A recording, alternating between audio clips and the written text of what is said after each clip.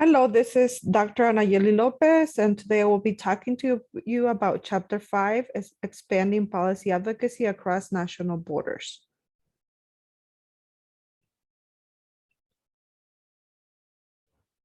The real focus of this particular discussion is really on the whole issue of globalization. And I can't think of a time when in this particular or previous presidential campaigns when global issues haven't been a tremendous concern. Starting, for example, with the previous presidency of Donald Trump, talking about building a wall across the southern border, and who would pay for it, and the issues of globalization and how we solve these issues. This requires an understanding of not just what's going on in our own country, but also what's going on across the world so that we can really understand the situation about immigration. So really at this discussion and in this chapter, it seeks to broaden your horizon to focus on global realities and global institutions and understand what happens elsewhere and how the problems that take place elsewhere contribute to the problems we face here in the United States.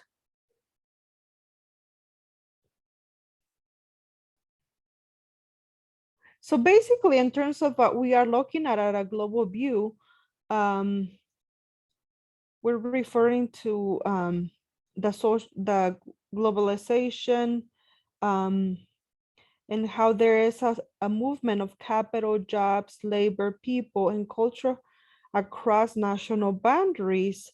So basically, it is a movement that has occurred for a long time, but its magnitude has greatly increased in recent years, and it has had more of a critical impact on our country. In terms of global events, there are very complex economic systems. Look at what's happening, for example, or what has happened before with investment in our stock market.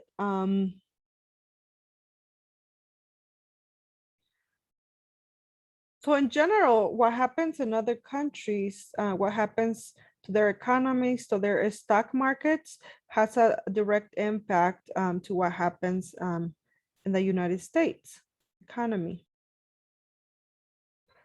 So for example, when we had the problem with oil, we found some stabilization of stock market, but only after Saudi Arabia and other entities said they were going to start cutting back on production and limiting the oil supply to the world.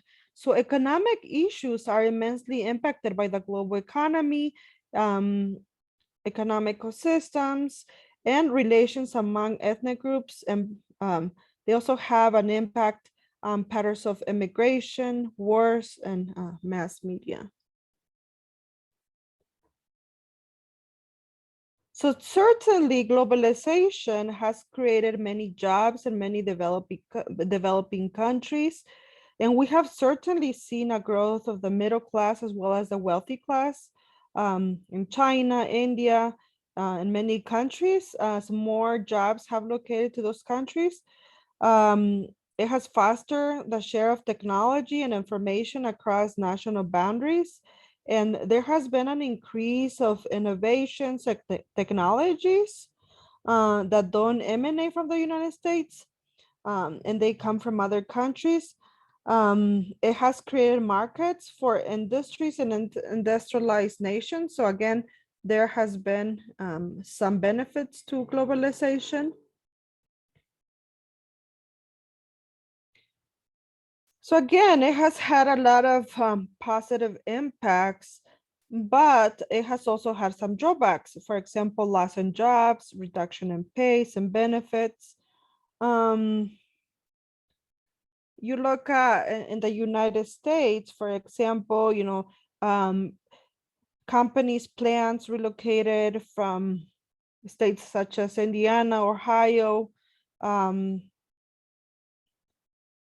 to different places and in other parts of the world. So what happens that there are thousands of jobs lost in the United States, as a way to make the product cheaper, because um, companies are not going to pay the same pay and benefits to workers in other developing countries than they're paying American workers. So it has also undermined the American trade unions. It has widened the gap between well-educated skilled workers and non-educated, non-skilled workers. So what we have seen is a migration of foreign workers to the US. It has also degraded environmental standards and working conditions across the globe, and it has increased the spread of illnesses.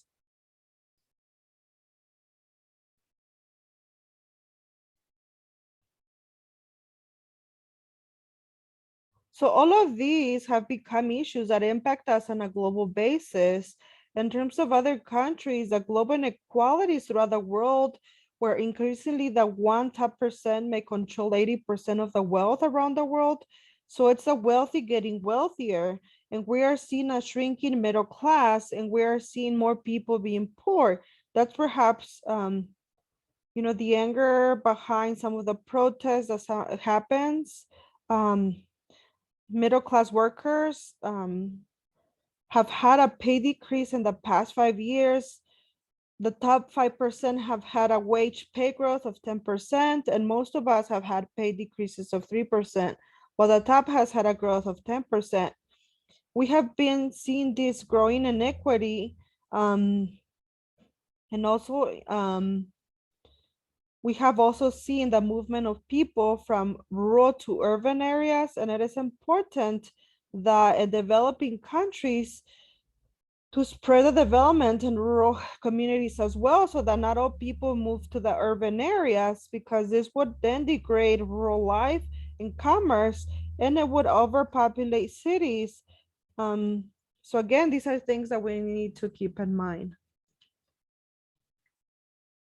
So as social workers and policy advocates, we need to expand our horizons to include these issues across international boundaries if we wish to help vulnerable populations. Um, so again, we need to just keep this in mind to expand our horizons. Because we need to keep in mind some of the negative consequences while embracing some of the negative impacts. So up until the 1800s, there was a playing field and everyone was basically impoverished.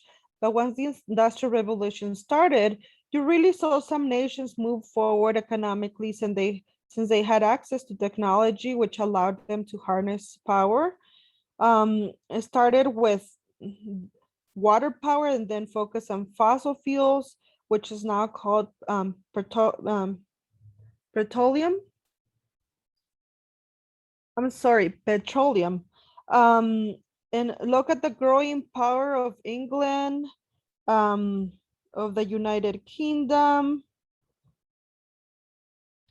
Far from what you would expect for tiny islands, colonies supplied the raw materials, and they developed the technology to then industrialize and harness power and take the materials from their colonies and make goods so that they could sell throughout the world. And then they had made tremendous money. And of course, that came to the United States and Western Europe, and you saw real growth, and that allowed mass production of a wide variety of products, and factories, building of infrastructure, developing mass transit, making machines to farm large plots of land with relatively low labor.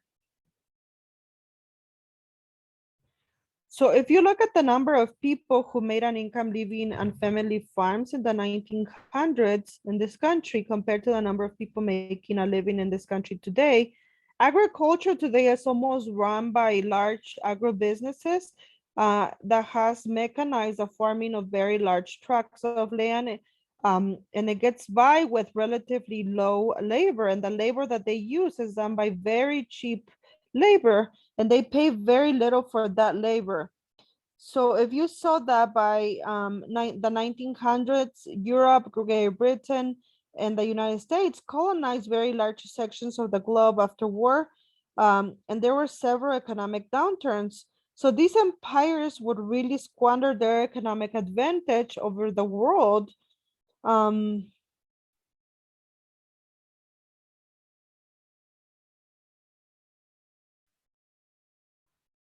So international organizations, treaties, banking systems, economic policies, all enable them to grow. But today, there's technology, particularly in developed countries. So again, their economies are growing because they have the ability to grow.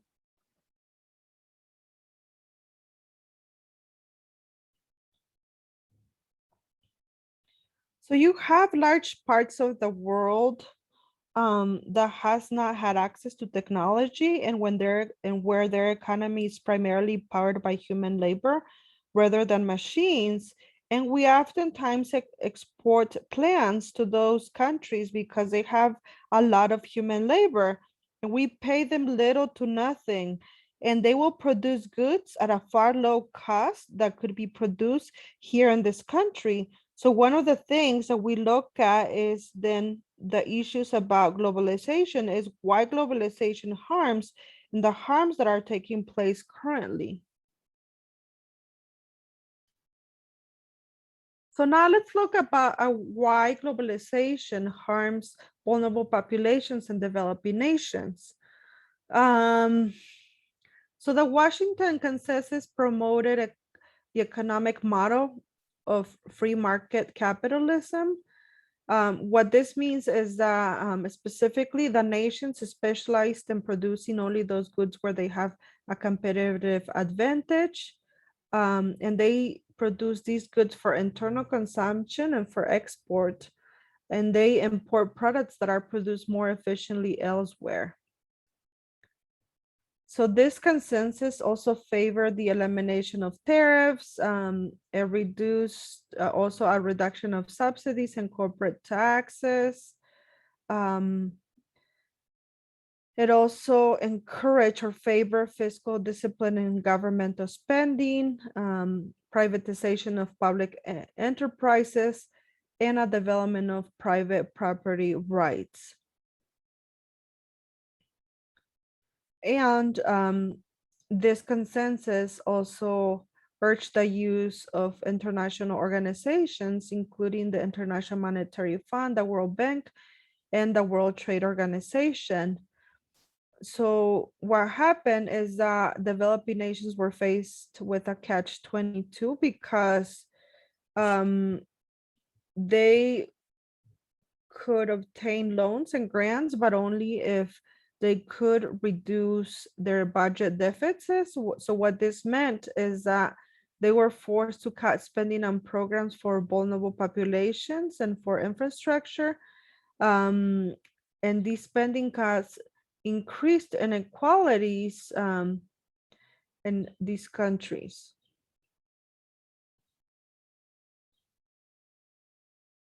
So again, the IMF and World Bank, they pressured some nations to privatize publicly held firms such as banks, energy producing companies, and utilities.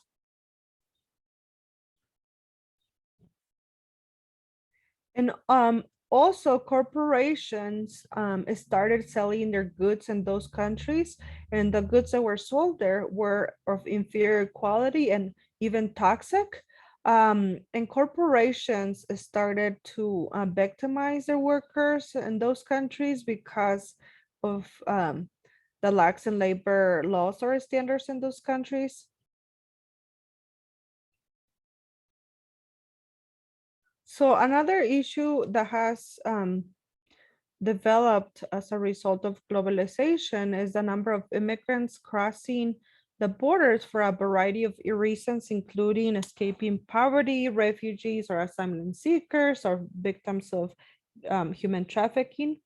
So many of them are undocumented immigrants who have crossed different countries without the approval of the host nations. So what we need to understand, again, for example, in the United States, we have right now the crisis of immigrants fleeing poverty, violence from Central American countries, and they're experiencing dire conditions at the border that they're not able to cross.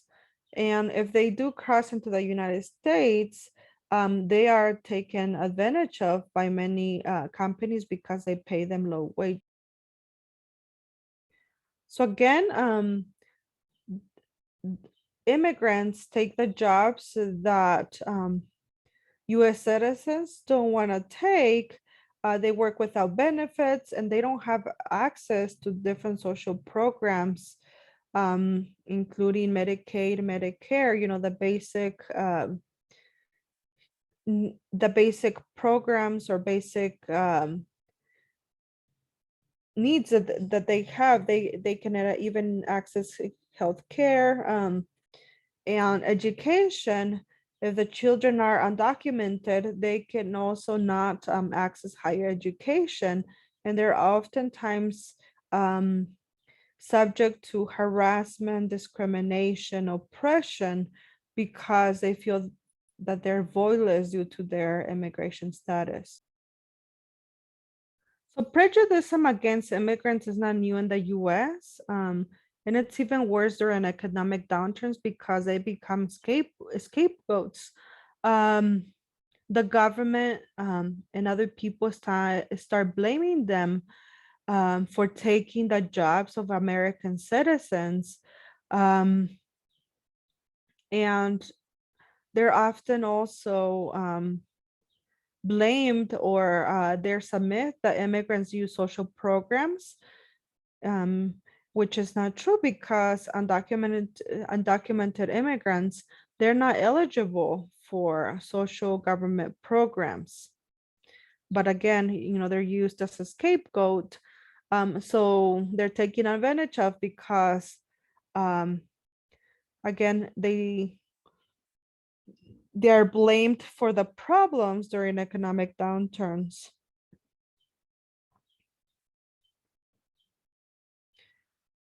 So again, the recent economic conflict over immigration is not recent.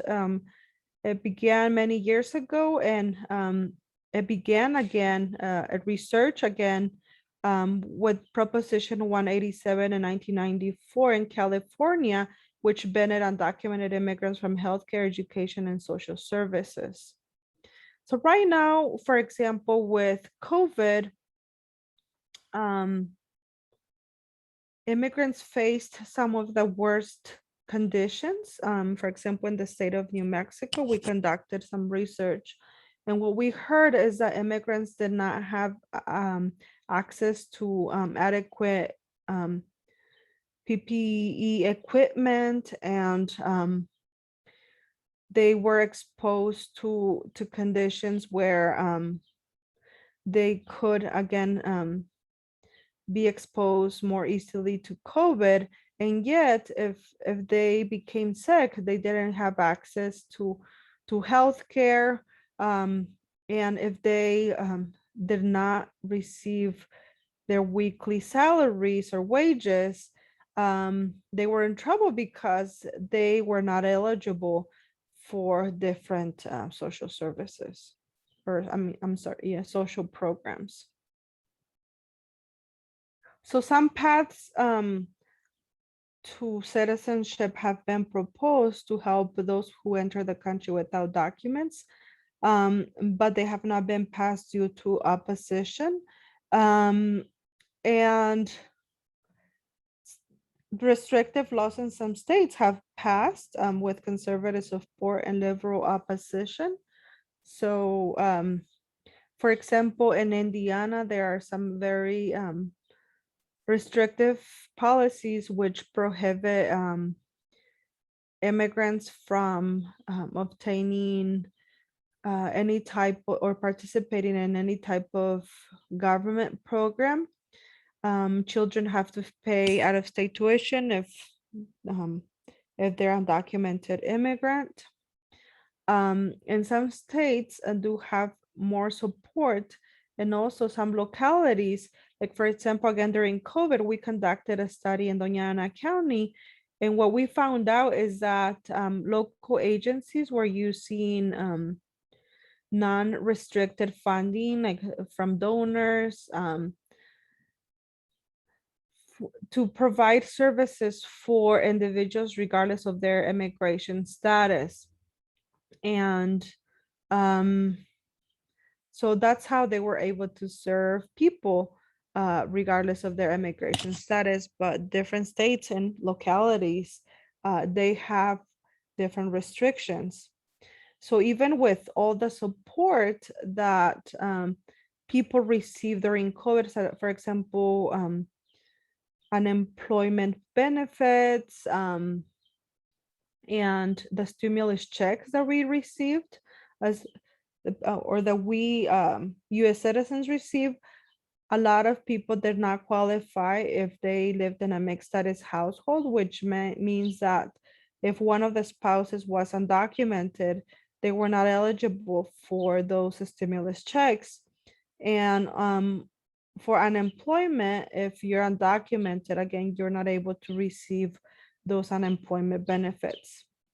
So people who were affected the most were undocumented immigrants, because they didn't have access to any of the resources that we as US citizens have access to.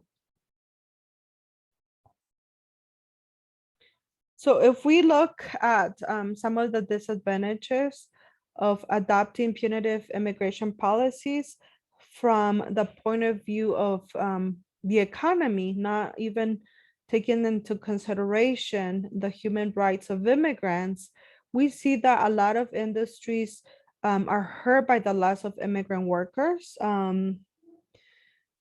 For example, this summer I traveled to Indiana. That's where my parents live. Um, and what I saw was that a lot of companies are struggling to find workers. So you see announcements everywhere of companies seeking to hire people, and there's a shortage of workers.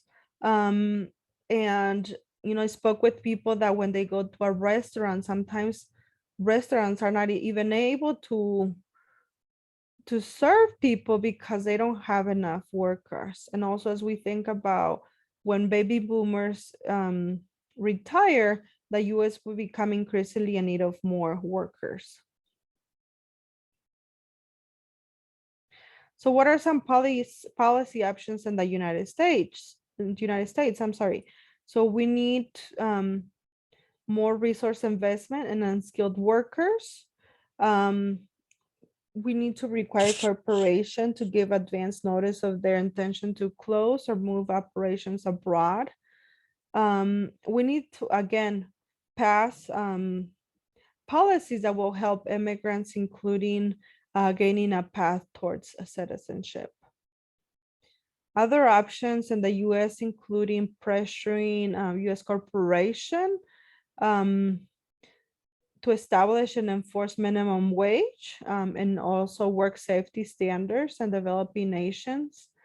We need, again, to provide some legal protections for undocumented immigrants, and especially those who experience victimizations by employer due to their undocumented status. And what can we do abroad? We can pressure entities such as the IMF, World Bank, and WTO to implement policies that do not victimize vulnerable populations in developing nations, eliminate barriers to import from developing nations that curtail the well-being of vulnerable populations. But we need to also support the work that different organizations, NGOs are doing that provide assistance to vulnerable populations in those nations and those countries. And in general, we need to promote human rights as specified by the United Nations Universal Declarations of Human Rights. Here's a list of NGOs that have had a significant impact and have played an important role in safeguarding human rights um, of vulnerable populations in different developing countries. So this is all we have for this week. I hope you have a great week. And if you have any questions, please let me know.